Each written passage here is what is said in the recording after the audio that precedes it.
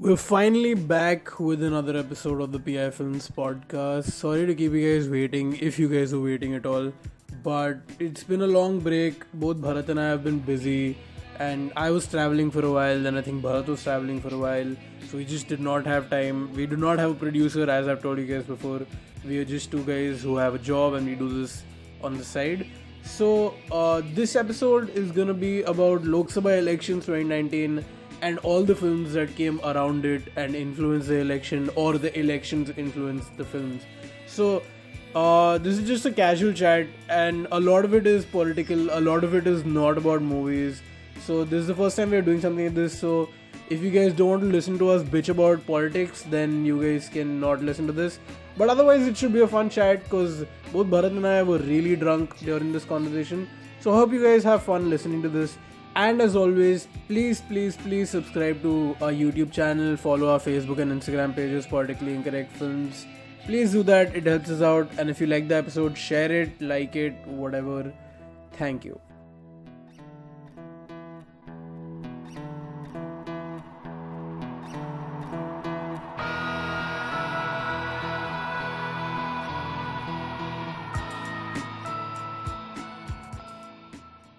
April 20th was when we posted our last episode, which was Tashkent Files episode 31. Roughly 1.5 months back. So welcome to episode 32 of the P.I Films podcast. Last year we met you guys on April 20th, 2019, and today is June of 7th June of 2019. June of 7th. Right now, Bharat and I are extremely drunk after coming back from a party. Yeah. Where both of us drank a lot of free alcohol. Yeah. So our lives are at this present moment better than all of yours. So fuck you guys. Anyway.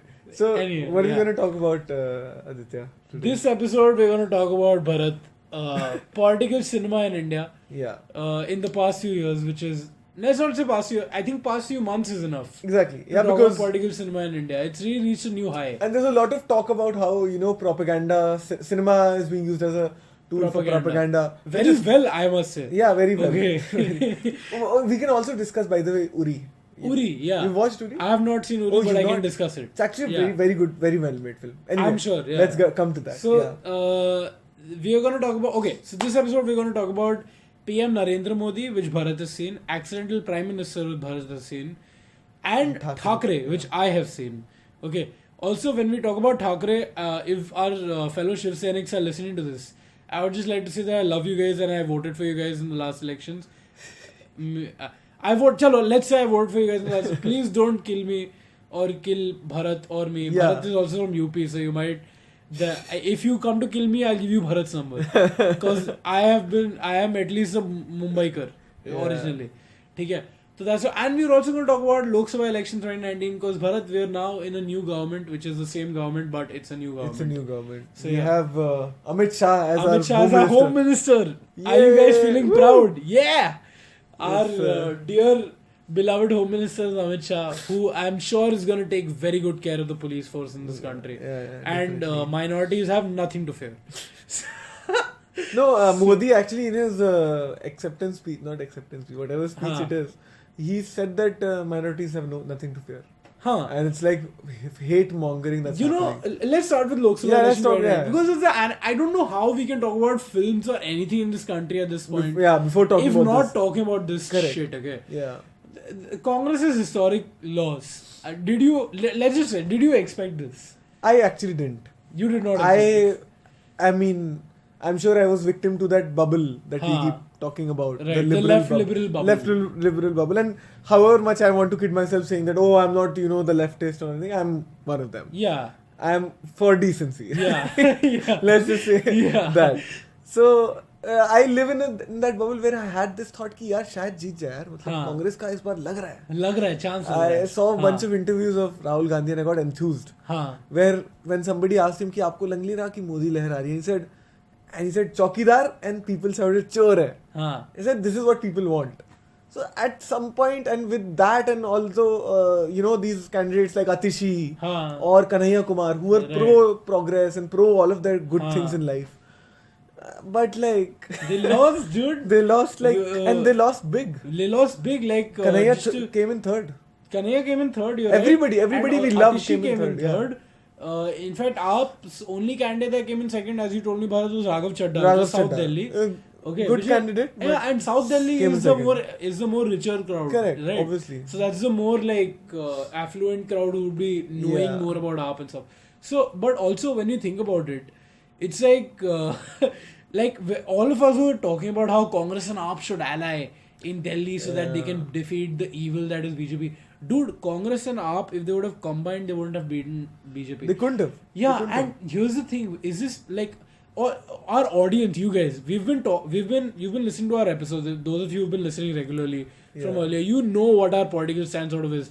Filmmaking, I feel like films itself is very political to begin with. Like, definitely, if you're talking about films, you're talking about politics because it is very much steeped in that. It's very much everything is influenced by that. So, you know our stand on this. And I'll tell you what, I had fights with family. You know, I had family dinners where people were like, we're voting for BJP, and it was almost like it was a given that you're voting for BJP. Yeah. It was like if you're voting for Congress, so was not even in a thought that somebody would entertain. Exactly. That's the thing. Ki for an entire one political party to convince logical level-headed people saying that अगर आप कांग्रेस को vote दे रहे हो तो आप चूती हो. हाँ. That kind of logic, and I actually did face that logic. Yeah, you did face that logic. Yeah, when in my family group I said I will never vote for BJP in this election. Yeah, same. It was almost like I was not belonging to the same kind of people. Yeah, and absolutely. And you've grown up with these people. That's why it's weird. And it's damn weird. So it's very interesting and it's very commendable. It's very that a political party can have that kind of influence upon your life. It does. It's damn interesting. And I don't know if this, it's interesting when you want to talk to people who lived through the emergency and stuff, because the last prime minister that people talk about with so much reverence is Indira Gandhi. And Indira Gandhi was the most dictatorial prime minister we had. Correct. And that should give you a hint of what our people want. Correct. Right? People in India wanted a benevolent dictatorship. And we were just discussing this, right? अगर कल को अमित शाह बोलता है या मोदी बोलता है कि guys अभी dissolve हो गए elections, हम लोग हैं क्योंकि India is in a crisis. We must defend India and the values that represent India.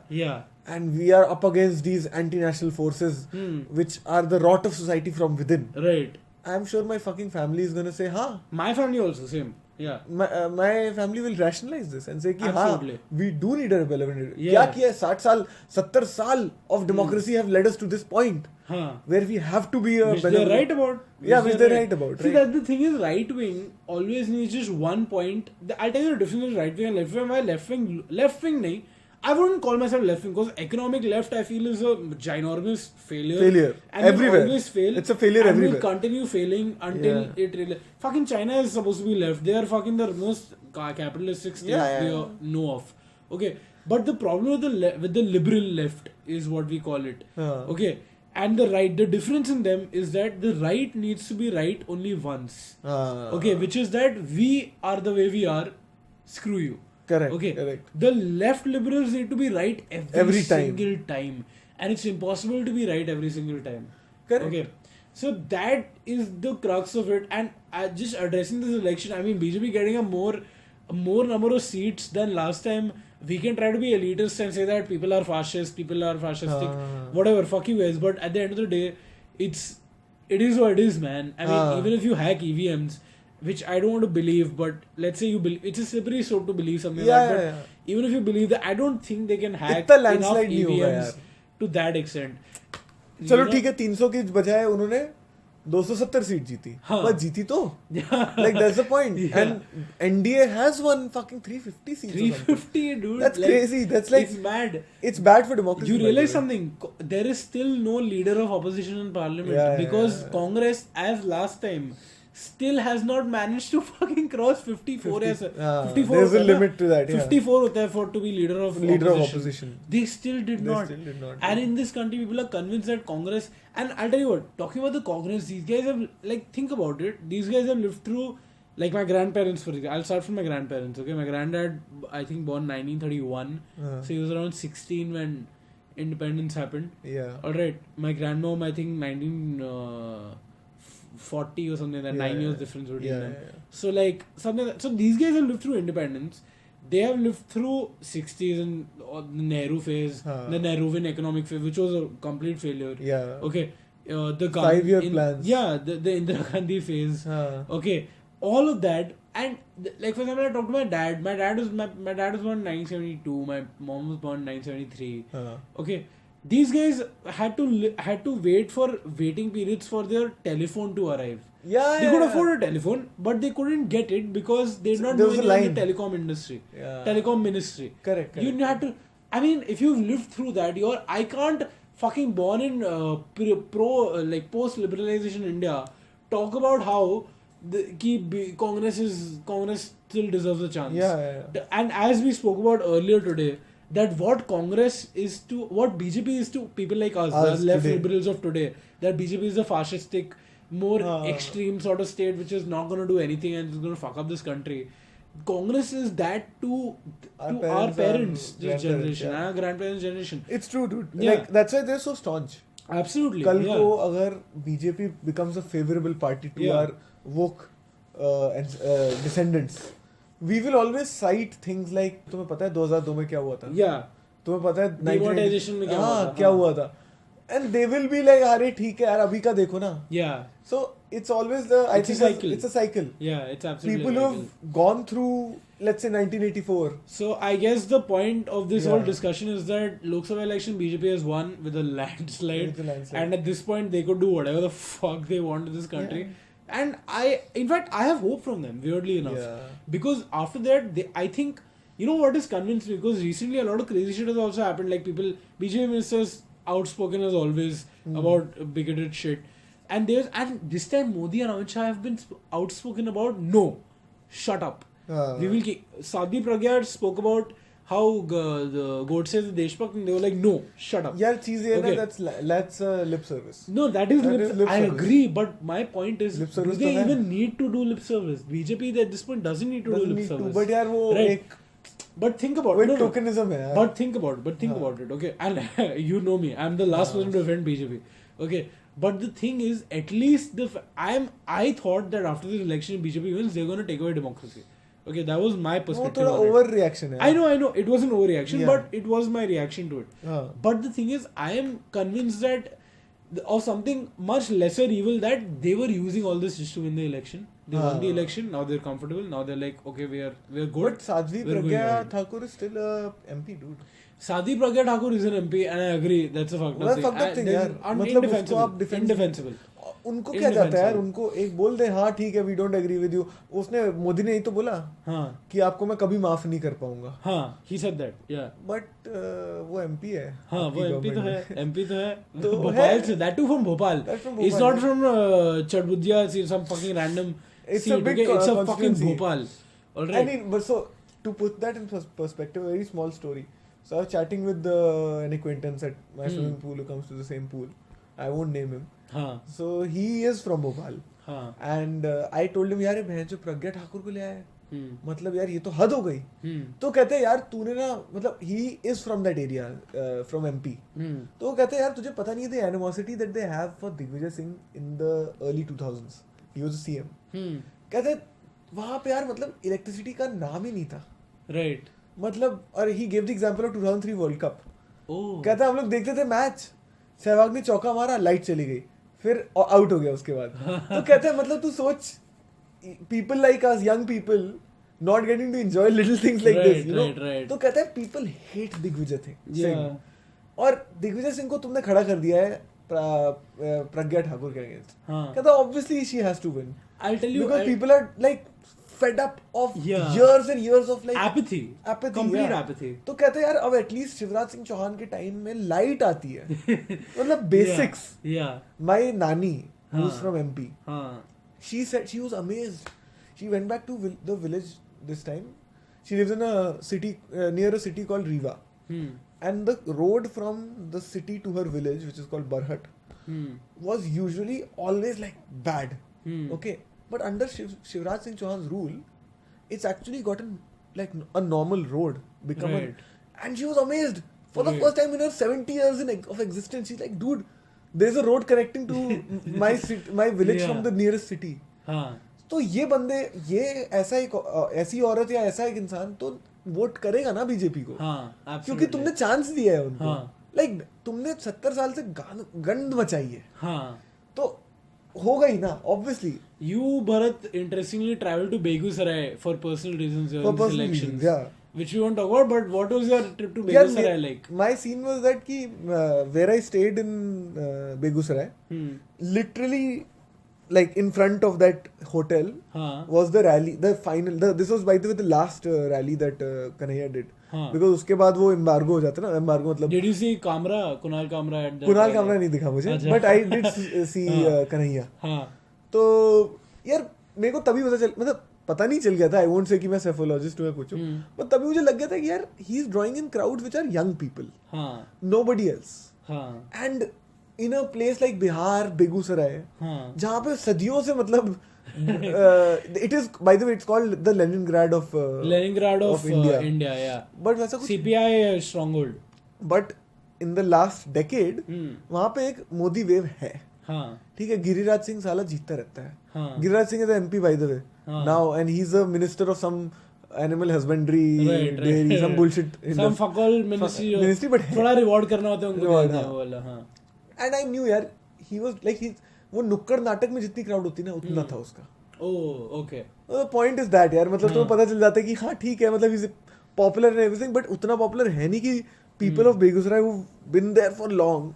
And he is literally just come in 90 days before the elections. Right. And he's making all these. Right. I'm saying उसने अपने, he's not dug his heels into the electoral process. So you can see. But I do still feel though being a little more sympathetic to Kanhaiya Kumar. Yeah, I'm very sympathetic to him. Yeah, because the thing is, he is a monster created by the BJP. Definitely. He wouldn't have been in anybody's eyeballs if BJP hadn't made a fucking hoo-halla about the whole JNU issue, which did not require a hoo-halla. I have no problem with Kanhaiya. Okay. My thing is, it's cute to expect him to win. It's cute. Yeah, it's definitely cute. But it's nothing beyond that. It's not. This election was a big reality check. Big reality check for everybody. To the internet fraternity of the Twitter people who are popular on Twitter, on the liberal circles. It was a big reality check for them that what country you live in, you are reminded of. Correct. Okay. And it's so reminiscent of the Donald Trump elections. Absolutely. Yeah. क्योंकि people had a meltdown. Yeah. कि अरे ये कैसे बन गया? So that tells you how disconnected you are from your own country. Your own country, yeah. And that's the problem of liberals everywhere. Like think about podcasts, okay? Podcasts, half the urban population won't know what the fuck a podcast is to begin with. Okay. So we are doing a podcast that is going to appeal to 40 लोग. ठीक है. Out of that 40 लोग, about 20 will be right wing. Yeah. ठीक है. Out of that 20 will be liberals sort of. ठीक है. और उसमें से you are trying to get a vote bank. मतलब you are not going to succeed. Correct. ठीक है. That is not going to happen. But that, बहुत to be clear, you should succeed. I think it would be a good thing if audience like that could actually influence an election, a major election, but it won't. The factor is it won't, and it's all about economics. But that's demoralizing. It's absolutely demoralizing. The thing is, मतलब it goes on to say that अगर आप progressive बातें करोगे, अगर आप appeal करोगे एक educated audience को, तो आप fail करोगे. Because I mean, we both know this because we have read the manifesto of Congress. Yeah, it is actually a forward-thinking. Yeah, it was actually progressive. Good. I'll tell you people since you brought up the Congress manifesto, a couple of points that people made into like primetime news on the anti-Congress manifesto on the more pro-BJP channels, which is, I don't think we even need to mention pro-BJP channels because all channels are pro-BJP. There's some channels that are not unless pro-BJP. Stated otherwise. Yeah, unless stated otherwise. Exactly. Yeah. Beautifully put. Okay. But some of the points, for example, one of the very brave things I think that the Congress manifesto tried to put was restrictions on AFSPA. Which was, I'll tell you what the restriction was. People tried to make a big thing about their anti-national because they're suggesting the AFSPA ko dilute karo. Correct. Dude, the AFSPA dilution, do you know what the AFSPA dilution was? No, I don't. The 3 points that they wanted to dilute out of AFSPA. First was disappearances, which should anyway not be there. Yeah, it's a weird... Okay. Second, torture. Okay, which I think should not be there. Correct. Third was, I think, the first 2 points, some of y'all might disagree with saying that, okay, it's a insurgency, whatever. Okay. But terrorist है okay. मतलब चलो, उनको तो वो करोगे. Okay, I can say तुमका divergent opinion होता है. But the third point was sexual crimes. Why does sexual crimes need to be in AFSPA? Why do you need to commit sexual crimes चुतियागिरी है for AFSPA? You don't. वो कोई point नहीं है. वो तो कोई point हो ही नहीं चाहिए to begin with. So Congress suggested that was a very brave thing for them. That wasn't a populist thing. That was a very It's an anti-populist. It's a very anti-populist thing to do. Yeah. But I think Congress. I think the Congress overestimated the intelligentsia of the country. Problem वो है. Absolutely. आपके Twitter followers and Instagram followers mean nothing. It means diddly. Okay, in the words of some Coen Brothers films. But do you think Rahul Gandhi's career is over? I think Rahul Gandhi's career has begun as an investment banker. It is over as a politician because it should have been over back in 2009, I feel. Okay, it should have been over back in 2014 was a stretch. 2019 was a pipe dream. Seriously, it wasn't. I'll be frank, I voted for Congress because I thought I was not going to vote for BJP. You voted for Nota was pointless. I voted for Sanjay Nirupam. Okay, UP guy. With a putting a stone in my heart. By the way, I am a guy who 2012 में I was there in Aam Aadmi Party's rallies and Aam Aadmi Party से पहले India Against Corruption की rallies में I had gone 3 of them. 2011, 2012. Yeah, all of us we had all gone for that, and we were so anti-Congress. I can never imagine myself voting for Congress. Fucking BJP made me vote for Congress, and then Congress embarrassed me like that. So it's a difficult situation to put in words, you know. But that is Lok Sabha election, and I think the reason we brought this up on this film podcast because I don't think there can be any better narrative in this country or in the world than what BJP presented to this country. Obviously. That narrative is unbreakable, and that narrative being that, okay, you think you don't like us, we get it. Are you really going to vote for the Congress? Yeah. That was the narrative that they brought to the country, and that I think most people were like, yeah, I can't vote for the Congress. Yeah, and it's a typical othering sort of thing. Othering, yeah, absolutely. अच्छा इनको vote दोगे? इनको vote दोगे? हमें मत दो, इनको दोगे? हाँ. That's and to be fair, उसका आंसर मेरे पास नहीं है. उसका आंसर मेरे पास भी नहीं है. I cannot answer why between a direct contest, if we were a presidential election, between a direct contest in Modi and Rahul Gandhi, why Gandhi deserves to win. There's no rational explanation for it. It's only moral or emotional explanation. So, correct. Okay, let's move on from the election. Okay. Move to the movies. Let's move to a much lighter topic that we can more authoritatively talk about, which is the movies.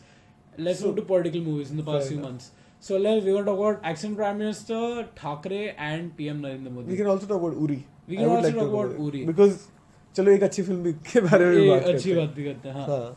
Okay. So let's start with let's say PM Narendra Modi. Because I've seen the trailer, which is more than enough of what I need to see without puking. Trust me, it's not. Okay. So PM Narendra Modi is by far the most entertaining of all these films that I've talked about. Because it's so fucking... I mean, where do I begin with this film? Yeah. I'll just tell you the climax, and this is not spoiler alert because we're all living the spoilers of PM Narendra Modi.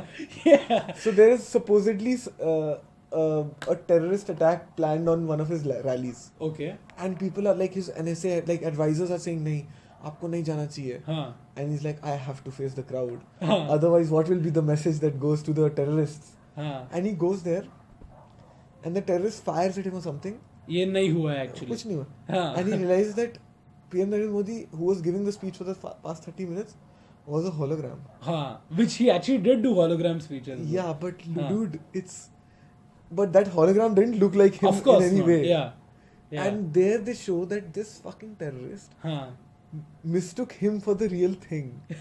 Like a hologram. They're like, and there's literally like 4 holograms. Which is a metaphor for the BJP campaign itself, when you think about it. And you know? It's so, like, there are times in the movie where you're like, dude, are you for real? For example, they are talking about some candidate that he is campaigning for in Gujarat as a young campaigner. Kishan Bhai. Hey, is that the guy who he replaced, who he dethroned in BJP? That's the guy. Oh, that dude, I will tell you, not Kishan, the real guy, Keshu Bhai Patel. Was the guy who was running Gujarat BJP very successfully. Correct. Modi and Shah dethroned Keshu Bhai Patel. Yeah.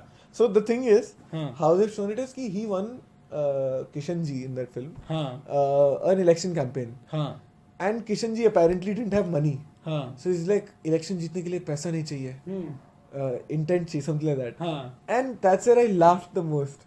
Because BJP has spent 27,000 crore, by the way. The biggest Indian public who's listening to this, 27,000 crore has been spent by the BJP alone in this Lok Sabha elections. And just to put this in perspective, the electoral bond issue, which for me, according to me, is the biggest issue. The biggest issue. Yeah.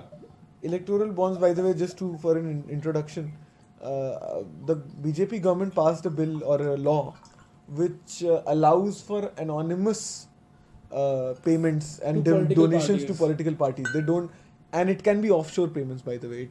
They allowed FCRA Act. FCRA Act is the act that allows foreign investment. Without, and anonymous, by the way. So literally a terrorist organization. At this point, theoretically, on paper, at this point, China could be running the BJP because they could be investing most of their money into BJP. And get this. And we don't know. And get this. Since this bill was passed or this law was passed, 95% of all anonymous electoral bonds went to BJP. Yeah, absolutely. Yeah. And that's like, for me, if that is not an issue, I don't know what is. I don't know what is an issue. And I've spoken about electoral bonds with people, so FCRA Act, everything, but nothing matters to people. I think that's what tells you emotions trump everything. Everything. Which, come back to our movies, you know how we talk about like indie movies, we talk about fucking foreign cinema, Bella Tar ho gaya, Melville ho gaya, jo bhi ho gaya, theek hai? But at the end of the day, people just want to watch emotional shit. People don't want to watch something cerebral. And that's the thing. That's the eternal fight is between the realist and the dreamer. That is the real fight between in politics, in cinema, in music, in everything. Yeah. Okay, that's the eventual thing. So PM Narendra Modi. So it's so full of false narratives, so full of like superhero worship. It's I'm telling you, it's in that too bad it's good sort of category. And Vivek Oberoi is a gem. Yeah. Okay? He is like a sight to behold. He looks nothing like Modi. Absolutely. He looks more himself than anybody else. Okay? So it's so weird to watch him. And dude, I have seen Bhakts in the hall cringe at the lines that he sort of fucking says. Like what? Give me an example. Like he says, Pakistan तुम अगर क्या तुमने अभी तक हमारा बलिदान देखा है अब तुम हमारा प्रतिकार देखो like that ये हाथ काट देंगे like that and oh by the way we keep talking about this we keep talking about how there's a very controversial, very interesting statement made by Atal Bihari Vajpayee. And this is on record, by the way. This is, you can YouTube this. Oh, are you talking about the Rajdhan? Oh, one thing, before Bharat continues. If you haven't seen the Rajdhan video on YouTube, go to YouTube, type Vajpayee, Modi, Rajdhan. It's beautiful. It's like Modi is holding a fart. This I heard on NL Hafta mein Abhinandan Sekri described it like this. That in that video it looks like Modi's, and when I look at that video, it's true. It looks like Modi's holding a fart while Vajpayee is talking. He's so nervous at that point. Yeah. Because he was gonna be kicked out of the party. So, and dude, the fucking conceit of the film, where they take that exact. Remember we were talking about this Khanna before the movie released. He said, "Oh, balls, they're gonna show that part." Yeah, balls, they're gonna show that. And they do that. They showed it. They showed the fucking part. But they flipped the sarcasm. For context, for those of you, go on. Like they literally made it like the press is hounding Vajpayee, and Vajpayee doesn't want to speak. And like, "Aapko bolna padega." About 2002. Yeah, about 2002. And he says, "Nahi, I am sure that Modi did the Rajdharm." Okay, and there's nothing. If you see the original, Modi actually goes to the mic. The most he has his balls in his mouth. Yeah. Shameless moment. And he goes like, "वही तो कर रहे हैं जी." वही तो कर रहे हैं sir. Sorry sir. I'll tell you for context. Vajpayee said कि सबको अपना राजधर्म निभाना चाहिए. And then he has a smile and then he says, मुझे यकीन है कि मोदी जी भी यही कर रहे हैं. ये भी यही कर रहे हैं. नहीं सबको अपना राजधर्म निभाना चाहिए. मोदी जी का ऐसे हुआ है, वो सब अपना राजधर्म निभा रहे हैं. ठीक है. And that was sarcasm. That was sarcasm. Anybody with half a brain can watch that video and tell Vajpayee is being sarcastic. And Vajpayee is known to be sarcastic. And then Modi cuts in, who's sitting right next to him. Modi cuts in saying, "Wahi to kar rahe hain, sir." Wahi to kar rahe like, hain, like a little, baby. you know, it's nice to look at Modi like that because now we have a very different image of him. To look at him in the days when he was a crony. Correct. To look at him as a crony where he's like, "Wahi to kar rahe hain, sir." like that. He was a crony basically. It was that. And that was a very interesting moment. And as you said, the film flips that sarcasm into earnest. And it takes away, by the way, the power from Vajpayee. It gives power to Modi. Yeah. And then later, in the next scene, Modi is like, "Sir, ये रहा मेरा resignation. ये है मेरा राजधर्म." And then Vajpayee doesn't accept it. Okay. It's very like it plays so well, dude. Yeah. It's a very cleverly made film, by the way. It's very clever. There's a word for hagiographic. Hagiographic. It's by far the most entertaining of all 4 films. Definitely watch. But yeah, let's move on from PM Narendra Modi. Coming to a film that, as Bharat said, a film that was very praising the person and very dishonest in its portrayal of the person that it was talking about, which is PM Narendra Modi and our PM Narendra Modi. I'll come to a film that I saw, which was Thakre. And everything in that I say going forward from this moment can and will be fiction, or maybe it's not based on real characters. And I'm shit scared. I am a resident of Mumbai and I am very scared. Okay, so everything I say from this one is based on the fictional film Thakre. Okay, that's what I'm going forward with. Alright. My balls are in my mouth. I don't know why. But basically Thakre, the film, is the opposite of PM Narendra Modi, because Thakre, the film is supremely honest. Yeah. It is very honest. I would say it is way too honest. Okay, because if I was to make a film on Thakre, I feel I would do exactly the same. I don't think I would do anything differently. Yeah. Because the film is basically showing Thakre for what he was. Yeah. And Thakre was very open about the fact that he used goons, he used manpower, he used violence, he used everything to his power to control democracy, because his whole trip in life was that there is no democracy to begin with. What the fuck are you talking about? Right? His whole trip was, there is no democracy, don't try to tell me to be democratic. Okay. So, and the film, I'll give you guys a short example of what the film will tell you. Like, I feel like any rational person will look at it and be like, why is Shiv Sena trying to defame Thakre? Because Shiv Sena produced the film. You're like, why are they trying to defame Thakre? Because the film tries to portray him to any rational person as a bad person. Because in the film, for example, there is a moment, alright, where the mayor has come to meet Thakre and he's come to say that there's some disagreement between them, and the mayor is disagreeing with Thakre. Now, mayor is the mayor. Thakre is not a person who holds a official position. Yeah. Official position he never held. Yeah. Right? Always the kingmaker. Yeah. The kingmaker bhi kya bhai? He was the king only. He was the fucking king only. So, the mayor comes, who's a doctor, who comes and he's talking to him. They have a disagreement.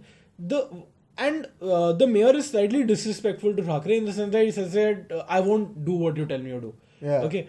And one of Thakre's aides in the room pulls out a knife. Like literally pulls out a knife in front of the mayor. And the mayor, unfazed, says that this is the problem. That you have churi wale le aao tum politics ke andar. Okay. And Thakre says that you, first of all, a fuck all false analogy he makes.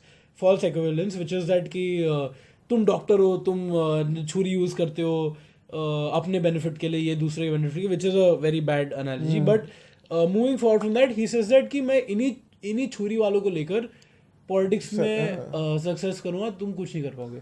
Which is true. Which is true. I'm saying that the movie is so honest. I'm like, the movie is so honest. I don't know where to criticize it. Because it's uncriticizable. Yeah. You know, because I don't know what to say. I'm agreeing with you, movie. I'm agreeing with you. But you are wrong. You are just showing the wrong guy as the right guy. It's like... But like that's an interesting thing, because you're saying that it's a well-made film then.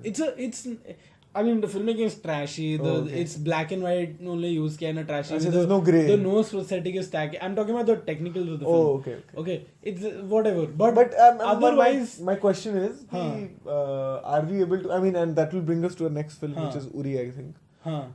Because I think Uri is a well-made film. are we able to divorce politics from the technicalities of a film? Because I think Thackeray you can. I think Thackeray you can. I think Thackeray succeeds in that. I think Thackeray as a film, it's very easy for people like you and me to like completely dismiss all of these films. It's very easy for us.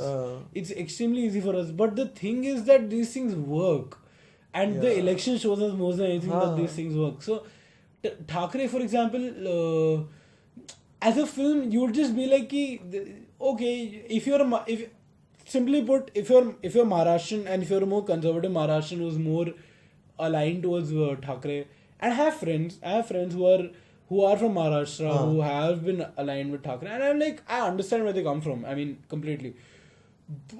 It just speaks of an inferiority complex that is there in the society, and that's what it is. And the film just shows, to be fair to Thackeray, the film shows for what Thackeray was, and then it's up to you to decide what you make of him.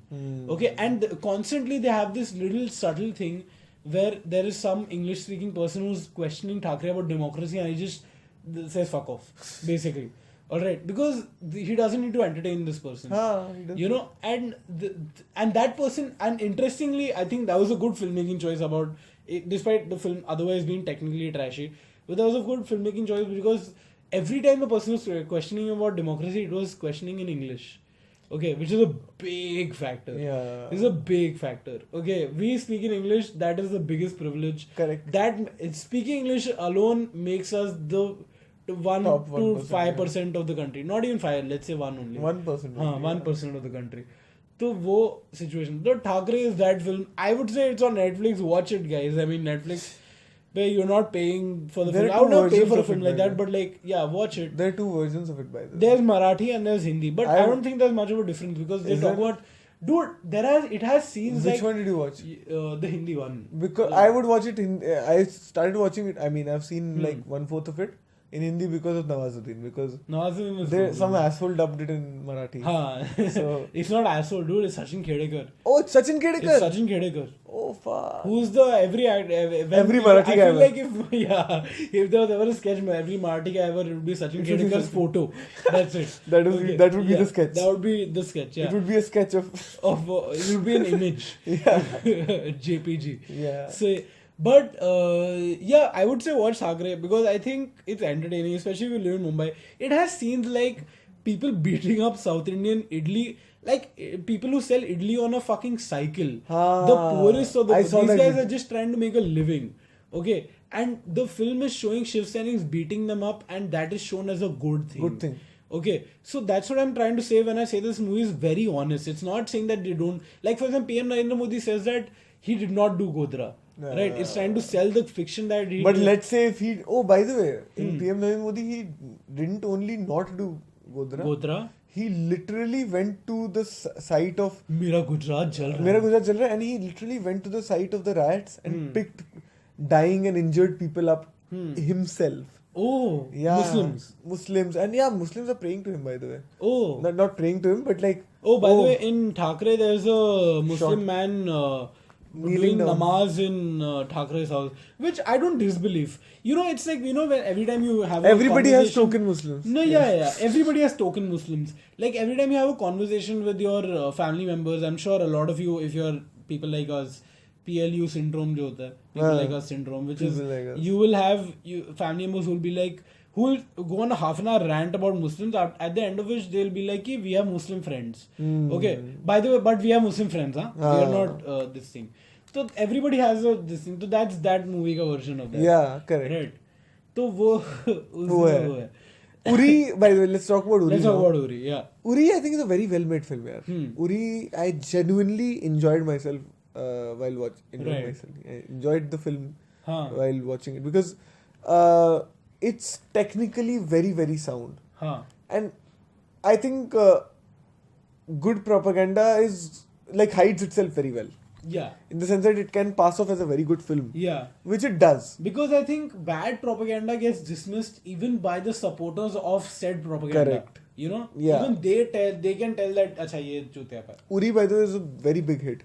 Yeah, it's a very one of the biggest Dude, hits. How's the Josh became the tagline of the whole country for about a month after the movie release. The PM is using it. The entire Bollywood fraternity went and sucked up to Narendra Modi, which I mean, people have diverged. Now after this election, I've gotten a serious reality check about the BJP, and I'm like, the people have spoken, dude. What am I supposed to say? The people have spoken. What are you gonna say? Right. So, but Uri is a very technically sound film also. It's very well directed, very well edited, very well. Dude, fucking Vicky Kaushal is just like a prodigy, I think, because the way he acts with his body language, I've never seen many actors do that. Even in a military role, you're saying? Because see, is that the best military role actor you've seen? I'll have to think. I genuinely, and I'm not saying this sarcastically, but I think Sunny Deol from Border was very, very good. Sunny Deol Border, the acting wise, Sunny Deol, I don't think ever had an issue. I think Sunny Deol was a very charismatic actor. Very good. Very good charisma. Now MP from Gurdaspur. Yeah, but his I genuinely liked his role in Border as how he was. But this guy, Vicky Kaushal, I love the way he transforms himself. If you see the physicality of his role in, let's say, Masan, he's a thin, wiry sort of guy. And you will never, if you look at that character from Masan, you will never imagine this guy to be in military outfits, ever being able to, pull off a military sort of role. But dude, if you watch him and if you've seen the trailers and teasers, the way he brings the way he acts with his body, the way he acts with his eyes. Right. Like there's a moment, and this is in the teaser of the film also, not even the trailer, the teaser of the film, where Manohar Parrikar's character is putting a wreath on the bodies of the people who died in Uri terrorist attack. And you see Vicky Kaushal's face, and he shouts some slogan, right? Something Parmo Dharma, something, right? The way his eyes move, or the way he it exudes so much anger and angst, and it is very, very, like, it jolts you. That's the thing, when you're talking about Uri, I haven't seen Uri, but as a propaganda, I don't think Uri is completely a propaganda film. I think it does come from an honest intention. It comes from an Indian space, yeah. It comes from an Indian space. We've always made films like this. Yeah. In fact, this is the most mature when you think about it. When you talk about Gadar, Border and stuff. And by the way, just a piece of trivia for you guys, because my nationalist friends don't believe this, and I am not one of those who is anti the Indian Army. I feel that the Indian Army is I don't think it's a perfect institution. I think there's a lot of crimes on the Indian Army's hands also. But I think by and large, they're a very, very civil army as compared. And I am telling you, I'm a history buff. I've read enough to say that with conviction. Correct. Okay. And the thing, at least as far as I've read. Okay. But just a small fact about the border, Jallianwala Bagh, the Longewala battle. If you see the end of why border annoys me now. Growing up, it was like a fan favorite. Yeah, everybody. Longewala, by the way, was 65, right? 72. 71. It 71? was the war during Bangladesh वाला जब भी war हुआ था. The Pakistanis tried to take advantage by attacking the Western. Sure? I think it was 65. It was 71. I am dead sure. Okay. So 71 war में, because all the Indian forces were busy on, you can Google it. Okay, I am Googling it. Yeah, it's fine. So, this thing, when the Indian army was busy, in this thing, what do you call it? Where Eastern Front with Bangladesh, or East Pakistan as it was called at that time. The West Pakistan took advantage of that by attacking the Western Front of Jaisalmer, around Jaisalmer, which was Longewala. Okay, Longewala battle. 71, yeah. Okay, Longewala battle ke liye I'll give you some trivia, which is that in the end of border is not nearly nationalistic enough. Okay, this is why I know. High this thing of the Indian Army, and it gives me goosebumps even now. And I'm not a patriotic person. I'm not a nationalistic person. I don't believe in country boundaries. I don't believe in anything. I'm very John Lennon that way. Chutia basically I am. But basically the thing is the fucking ferocity. When you watch Border, the end of Border, the place is completely destroyed. Destroyed and ravaged. All the soldiers are killed. And it's been a battle to the death. But that's... Okay, but the real story, guys, the real story, if you don't know, listeners, about the Battle of Longewala, it was 2,000 Pakistani soldiers of tank division Pakistani soldiers against 200 Indian soldiers with just 2 machine guns. At the end of that battle, there were 200 Pakistani soldiers dead, and there were two Indian soldiers dead with only 1 machine gun damaged. That was the fucking battle, and it was a historic battle, and I will never forgive JP Datta for fucking up for killing others, dude. Just that one statistic. You could have, that was the real statistic. You could have just shown it as the real thing, and we would have we were already throwing money on the screen at that point. Yeah. But you could have made it even more, instead of doing nonsense like Shakti Ma, like nonsense like that. You could have just shown the fucking ferocity of the soldiers. So yeah, that is just one trivia I was giving you guys. So, but yeah, Uri, by the way, is very. I think its action sequences are Hollywood level. Yeah. Very fucking good, dude. So slick, dude. I was just happy and proud looking at that shit. Right. Because Uri, I assume, is not like a multi-million budget like sort of film. It's a small film. Right. And for a small film, it gets the sort of technicalities right. Right. It's really cool to watch it. And I know there is Paresh Rawal in the film and all of that. And he's a not supposed, but quite sure. He's Ajit Doval, no? He's playing Ajit Doval. No. But in real life, he's a right winger. He's a complete right winger. Yeah. But he, he's part of BJP, dude. He is, right? Usko ticket नहीं मिला इस बार. Ticket नहीं मिला. Yeah, पता नहीं क्यों, but उसका नहीं. But yeah, so even though you know that these guys are completely right wing, the film itself is very balanced, I would say. It's never saying कि ओए right wing सही है. It is just saying भैंचो army के तुमने इतने सारे लोगों को मार डाला. There will be some sort of revenge, right? Right. क्या करेगा भाई, आर्मी है. It's not like your civilians. They're not like हाँ अरे चलो ठीक है एक आँख फाड़ दी दूसरी भी फाड़ दो. You know that won't happen. Okay, but to puncture a hole in that propaganda, a very big hole. I'm not okay. I'll be slightly misinformed because somebody can correct me. I mean, I think it was either Pathankot or Uri. One of the attacks after which Indian government, the Modi government, allowed fucking ISI to come and surveil the place to look for evidence and then gave a clean sheet back to Pakistan. For which one? For either Pathankot or Uri. Really? For all of you nationalists, by the way, who like to claim that no terrorist attack has happened in during Modi regime, there has. The Pathankot has happened. No, but Modi people, they discount it, na. They say in that small strip of. They discounted by saying that हमने जवाब दिया है. नहीं हमने जवाब दिया और कश्मीर को छोड़ के इंडिया में और कहीं पे टेररिस्ट अटैक नहीं हुआ अपने रिजीम में, which is false, but ठीक है. Which is also false. Yeah, absolutely. But yeah, Uri, I would definitely recommend in all earnestness. It's not like a cringe watch. It's actually a very nice piece of propaganda which works. It's also a factor about like whether like it's like the Israel-Palestine discussion. It's like the India-Pakistan-Kashmir discussion.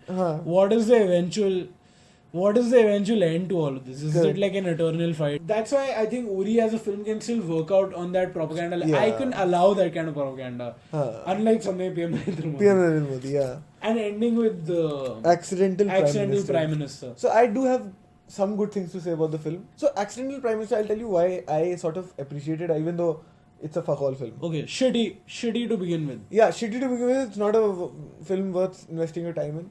Especially because it's just tacky. It's very badly made. It's like an incomplete film almost. Absolutely. Yeah. But what it does is like the attempt.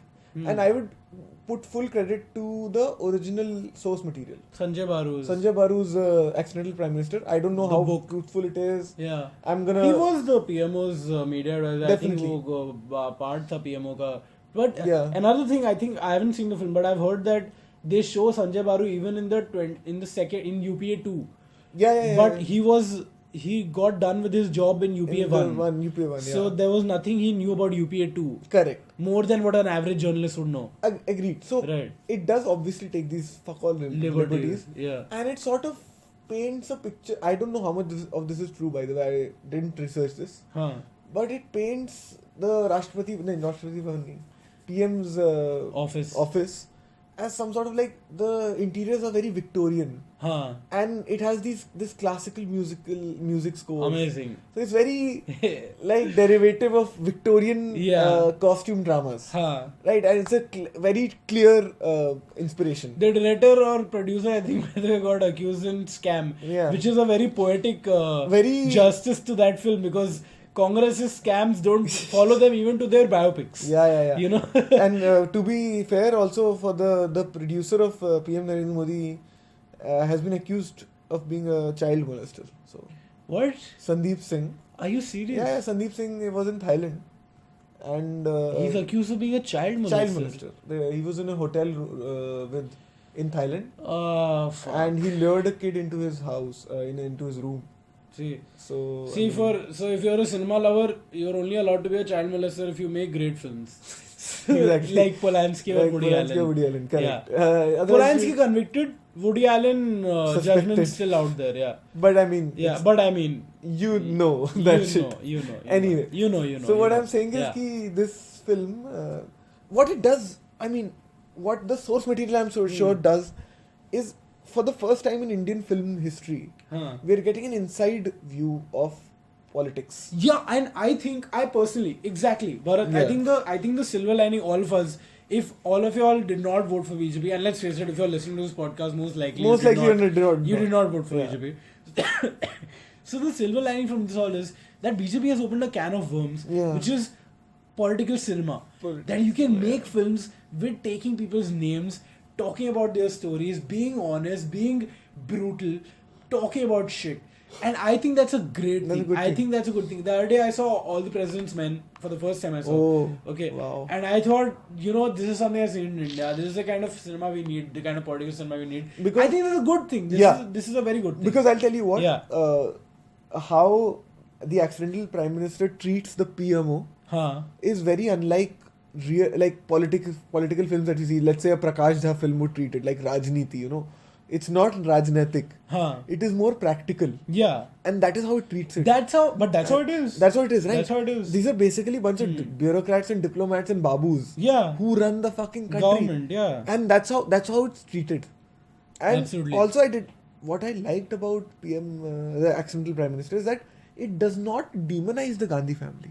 Okay. In a way, it does not. Okay. And it's very, I heard a bunch of reviewers saying that it makes a monolith out of the Gandhi family. It's like a fucking evil corporation running. Well, 1 second. To be fair, it is an evil family. I'm 100% sure. It is a very evil family. I'm 100% sure. Moving on from that. My point is, the film doesn't show that. Okay. The film, in fact, shows Rahul Gandhi in a kind of sympathetic light. Okay, but that's not saying that they're showing the Gandhi family in a... My point is, it's not... sympathetic light. It's not like your typical BJP diatribe. Right, got it. It's not that. But does it show him as Pappu? Yeah. The thing with the BJP has never wanted to show Rahul Gandhi as evil. Yeah. They've wanted to show Rahul Gandhi as a chutia. But I still feel that his portrayal... As a village idiot, basically. His portrayal by this guy, whom I really like, this actor. He was in Made in Heaven, the main guy in Made in Heaven, some Mathur guy. Mathur. So, yeah. Basically, this one's best friend, no? Partner. No, Sobita Dulapalia's best friend. Partner. Farhan Akhtar's best friend in Luck by Chance. Oh yeah. Arjun Mathur. Right. So he is playing Pappu. Right. Rahul Gandhi. And yeah. Somehow his portrayal doesn't seem caricaturish. Right. His portrayal seems realistic. Right. And that sort of...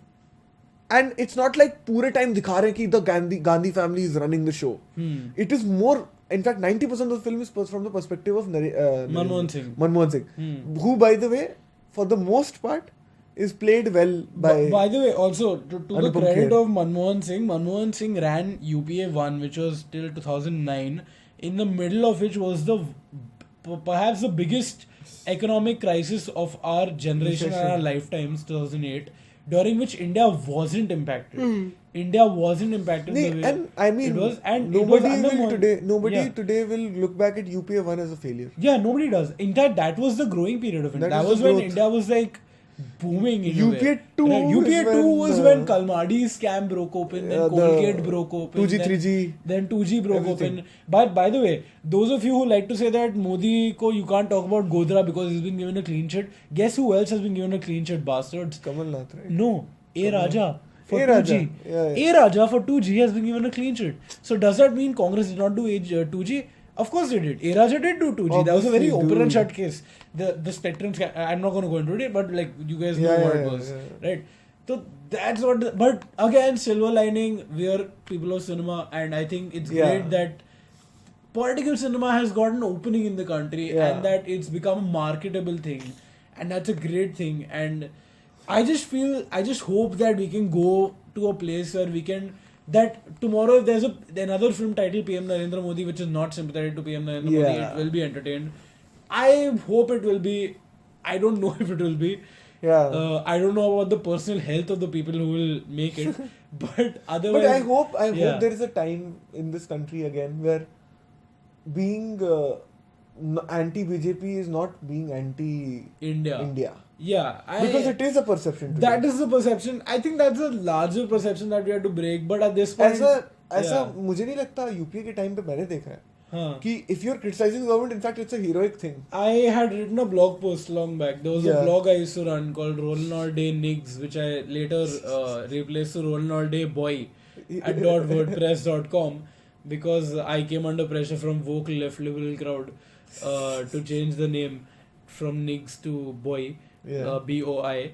So on that I had written that when I had written that post around 2015 about how I miss the Congress because all of us could sit. When I used to sit in family dinners, there would be 8 of us and we would be talking about politics and all 8 of us would be hating the establishment. Yeah. And it was a good thing. Yeah. Now it is not the same. It's like 7 of them are defending the establishment. 1 of them is meekly trying to say that maybe the establishment is not that great. Exactly. You know, I just feel that situation, and I feel a former guest of ours, Jaideep Verma, on episode 16, you should listen to that, had said that, had in a Facebook post recently said that BJP has a magnificent ability to look bad very quickly, which it does. So I think that will also work out, and I hope that by the time 2024 happens, this podcast is still alive and we'll be around, alive or something. Let's hope. Talk about that. Yeah. So I think that should cover it. Any recommendations, Bharat? My recommendation is this. Again, this is from the podcast, The Seen and the Unseen. Okay. Which happens to be my favorite. Seen and the Unseen, Amit Verma. IVM podcast. IVM podcast, you can hear it on Stitcher. But a particular episode of it, it's called India-Pakistan Conflict. This he did with one of these foreign advisors, foreign policy advisors. And they talk about how India-Pakistan conflict, especially Balakot, has everything to do with game theory. Oh yeah, I've heard this. It's pretty cool, dude. It's really good. Yeah. It basically tells you that all the actions that a Modi or an Imran Khan, all of these actions that they do in the name of, this is the government that won't take shit, are basically a game of chicken. And game theory is essentially everything. Everything is premeditated. Everything is planned. As our friend Akshay Kumar will tell us. Everything is planned. Everything is planned. Yeah. Everything is planned. Yeah.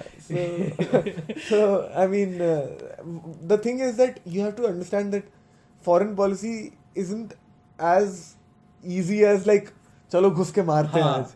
It's and not neither that. is it as sinister or evil as saying that we hate the other country, we're going to kill every citizen.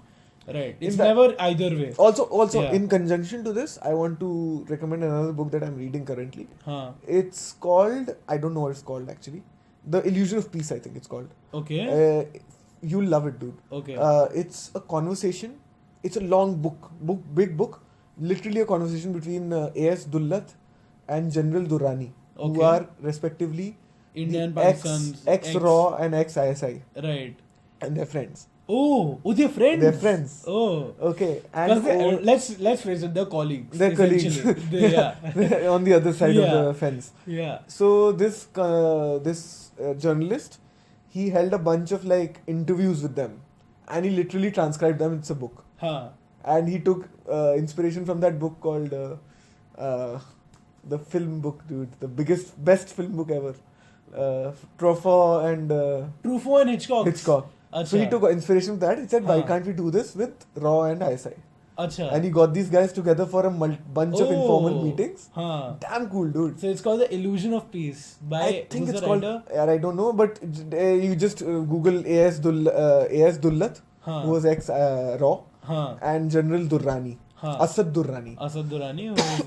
He's ex-head of ISI. Ex-head of ISI. Okay. And they're a bunch of friends. And they're talking about their time as spy masters. That we fucked you over like this. And you fucked us over. And there's a question, this journalist asks, Which is better, raw or ISI? And I won't tell you the answer. Read the book. Okay. You fucker. Very interesting answer. Nice. Good recommendations by Bharat. Yeah. So I've got to fucking step up my game now. So I will recommend a book that I'm currently reading and I've been struggling to finish because I'm very ADD that way. Okay. So, but I'm nearly finished. I have like 50 pages to go. And that's like the most, that's like the last one I'll only finish. For me personally, it's very hard to finish a book because last same. 30 pages I'm like, ये पता है मेरे को क्या है, ठीक है पता है क्या है भाई. Unless it's Agatha Christie or something. Unless it's Agatha Christie, but I haven't read Agatha Christie in fucking school. But yeah, a book I'm reading, Rushdie's Shame, which is a beautiful book. I think because you're talking about politics so much, I think that book is such a great like account of those of you who don't know, Salman Rushdie's Shame is a book on Pakistani politics, and it is talking about the power struggle between General Ziaul Haq and Bhutto. Zulfikar Ali Bhutto, Benazir's father. Benazir, I'm saying as if whatever. Benazir Bhutto's father, this one. Zulfikar Ali, who was hanged, na? Who was hung, yeah. So it's a power struggle between those two, and it is so well written. It's so well done. It's like if you guys have read Midnight Children, and I've heard the 11-hour long audiobook of Midnight Children, and you've read Midnight Children. I've read Midnight Children. If you've read that, if that is about India till the emergency, that Shame is about Pakistan, but way more interesting because Pakistan, politically speaking, is a way more exciting country.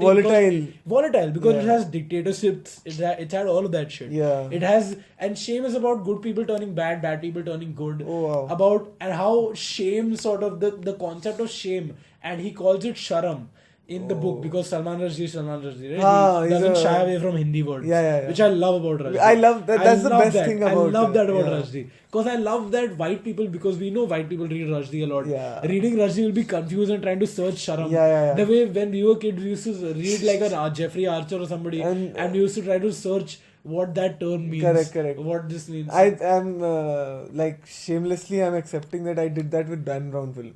Dan Brown, dude, I also read Dan Brown and Jeffrey Archer as a kid, and that's the kind of stuff you try to search. Like his epitome whatever of the word sincere. Like sincere is some sort of this thing, some sin. So anyway, fuck it. Whatever. So so basically that kind of stuff, and how shame is like a concept that unites Pakistan in a way.